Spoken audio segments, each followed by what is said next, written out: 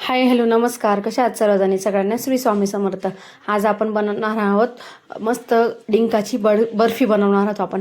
त्यासाठी 1 वाटी गव्हाचं पीठ, 1 वाटी गूळ, अर्धी वाटी काजू बदाम, डिंक, तूप, वेलची पूड सगळं साहित्य आपण घेतलेले प्रमाणानुसार. आता आपण पॅन गरम करून त्याच्यावर गव्हाचं पीठ टाकून घेऊ आणि 1 वाटी आपण तूप घेतलेले आहे ते तूप पण त्याच्यात घालू आणि मस्त ब्राऊन रंग येईपर्यंत आपण परतून घेऊ.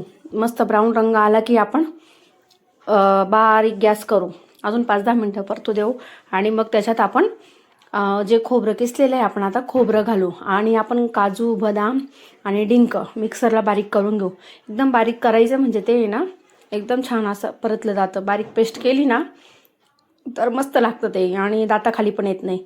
तर खोबरं आपण घालू आणि खोबरं ते सगळं साहित्य परतून घेऊ. परतून झाल्यावर आपण आता पावडर टाकून घेऊ, ती दळलेली आपण डिंक काजू बदाम वगैरे ती सगळे ते पण मस्त ब्राऊन कलर होईपर्यंत परतू देऊ. 15-20 मिनटं परतू देऊ आपण. आणि आता वेलची पूड घालू. वेलची पूड घातल्यावर मस्त अजून 15-20 मिनटं बारीक गॅसवर परतायचं. आता गॅस बंद करायचा आणि मग गूळ घालायचा. गूळ घातला की मस्त हलवून घ्यायचं, त्याला थोडं थंड नॉर्मल थंड करायचं. आता ताटाला आपण तूप लावून घेऊ. ताटाला तूप लावल्यावर मिश्रण आपल्या ताटात ओतून द्यायचं आणि गरम असल्यामुळे आपण काय करायचं, वाटी किंवा प्लेट छोटी असेल ना आपल्याकडे त्याच्याने मस्त असं सेट करून घ्यायचं. सेट केल्यावर एक 15 ते 20 मिनटं आहे ना मिश्रण हे थंड होऊ द्यायचं. थंड झाल्यावर आहे ना याचे वड्या एकदम मस्त अशा सुटसुटीत होतात. वरून तुम्ही खोबऱ्याचं किस घालू शकता, काजू बदाम तुम्हाला जसं ऑप्शनल आहे, आवडेल तसं नाही घातलं तरी चालेल.